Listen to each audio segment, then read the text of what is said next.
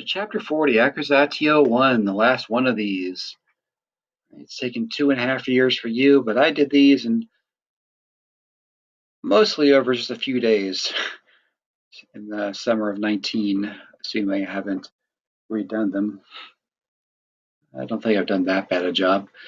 So accusatio 1. In this chapter, we saw more about the indirect statement. In particular, we saw that the infinitive in indirect statements is relative. The tense of it is really relative to the verb that introduces the indirect statement. So if it's a present infinitive, the action is happening at the same time as the main verb. So if it's the verb is in the past, and the action is in the past of the indirect statement as well. If it's a perfect infinitive, it was completed before the main verb. So if it's a perfect main verb, that makes the infinitive, if it's a perfect main verb and it's a perfect infinitive in the indirect statement, that means the action was pluperfect in the indirect statement. And then, of course, if it's a future infinitive, it's going to happen after the verb introduced. Okay. Also, we saw gerunds finally, right? That look like gerundas or verbal nouns. I don't think we have any in this translation, but we'll be seeing those. And we saw the can also show purpose in the same way as the gerundive can. It just won't be modifying a noun. All right, so the first paragraph.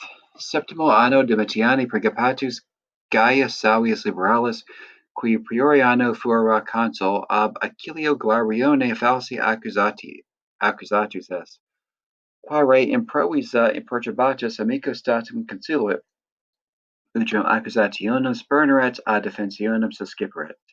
Okay, so ab the time when, in the 7th year of the Principate of Domitian, so of the emperorship, the Principate of Domitian, a fourth declension genitive plural. Gaius Salvius Liberalis, who, at what time when, in the previous year, fuerat pluperfect, right, had been consul, was accused of forgery by the ablative agent, by Achilles Glabrio. Disturbed by this unexpected thing, quare improvisa. Again, when the Q word comes first, you don't have to take it as a W word. So, disturbed by this unforeseen thing, he immediately, pull up the eraser here, he immediately consulted his friends. Consulted about what? Whether or, so indirect question, whether he should ignore the accusation or undertake a defense. Indirect question, right? That's why we have these imperfect subjunctives here. Savia reganti quid esset agendum, alii alia suadebant, alii affirmaverant nullam periculum instare quod salvis vir magnae auctoritatis esset, alii existimabant Domitiani eram magis timendam esse quam minas accusantium. Salium hortabantur ut ad imperatorem erat, veniamque petiret amicis diversa monentibus salviis expectare constituit. Dum cognosceret quid Domitianus interit. Okay, so Salvia Reganti here, dative. So let's just throw out a 2 here, right? 2 Salvius asking this indirect question, what was to be done? What had to be done, right? This is a passive periphrastic, gerunded with a form of essay. It's subjunctive because it's an indirect question. So it's to Salvius asking what had to be done, right? Because it's a gerundive obligation, right? A passive periphrastic. Okay, alia suadebant alia. So different people were suggesting different things. That's what we do with that. Different people, alia, different things. Some declared that no danger was pressing upon him in Stare because Salvius was a man of great authority.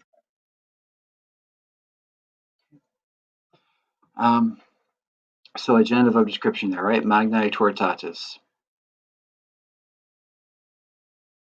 So some declare no danger is pressing upon, was pressing upon him because Salvius was a man of great authority. Okay, so esset here is subjunctive. Why is that subjunctive?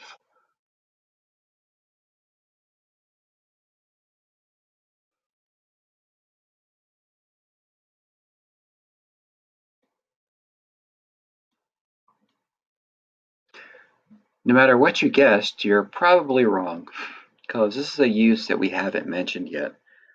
It's kind of important, but we haven't mentioned yet.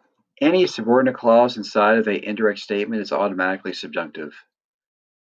Right? So because Salvius was a man of great authority, ordinarily you might not think that would take a subjunctive, but the fact that that subordinate clause is placed here in a indirect statement, it's what's being declared here, right? The indirect statement centering upon nulum periculum instare. Because it's subordinate clause in the indirect statement, it's got to be subjunctive. That's a use of the subjunctive. Good one to remember to get you out of some confusing situations. Others, we're judging, we're thinking that the anger of Domitian, we have the genitive first, right? Don't be thrown by that. Can come anywhere it wants. It's a genitive. The anger of Domitian, more, what's more to be feared than the threats of the accusers.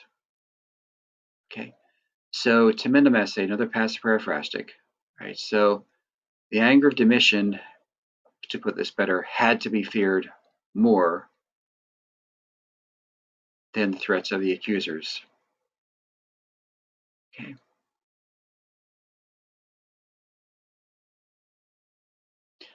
They were encouraging Salvius to go, indirect command, to the emperor, and to seek mercy, indirect command still.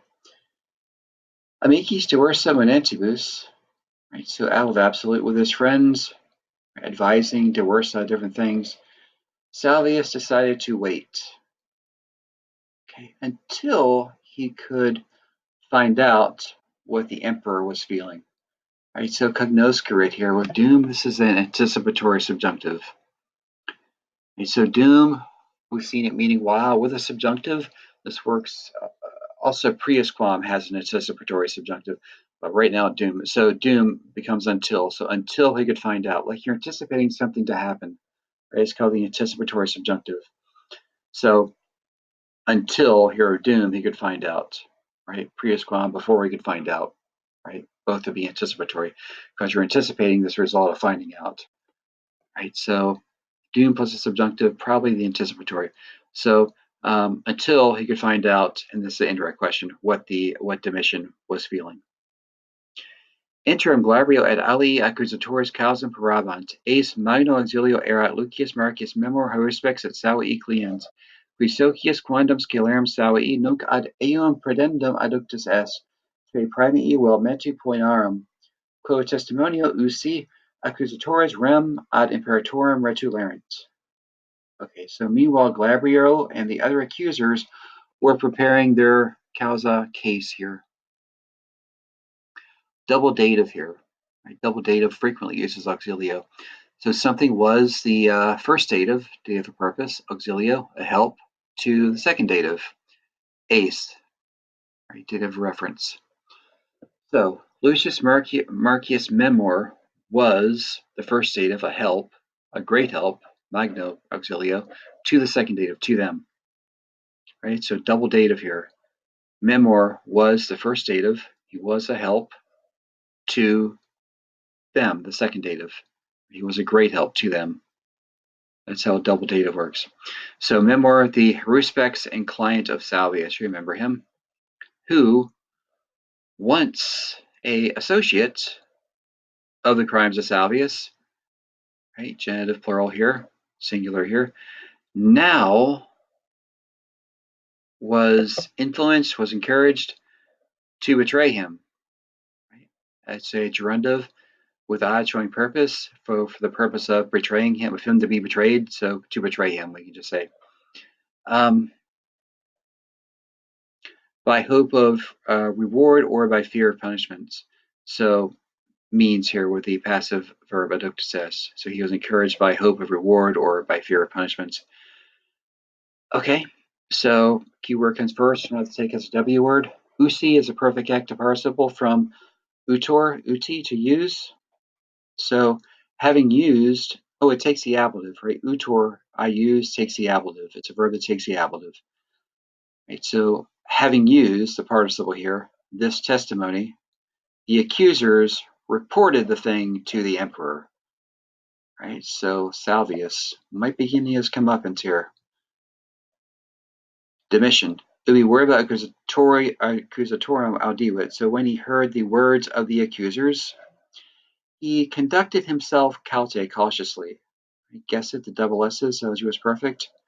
For he knew well, right, what? Indirect statement. Say implicare. That he, okay, implicare here. It's a present infinitive in the indirect statement, which means the action is happening at the same time as sciabat and imperfect. So translate it in the past. Right? It's happening at the same time as sciabat. So he knew that he was implicated. He himself was implicated in the crimes of Salvius. Meanwhile, in order to conceal his concern, right, purpose clause, and to offer a show of friendship, again, purpose clause, purpose of doing these things, he honored Salvius with gifts, invited him to dinner, and he received him, comiter, politely. So he's not worried, or is he? Is it all going to come crashing down on Salvius now? We'll find out. All right. Well, this is the last one of these, so I can't say until next time. So until I see you in class tomorrow, unless it's the weekend, then Monday. Unless we're off on Monday, then Tuesday. You get where I'm going with this. See you later.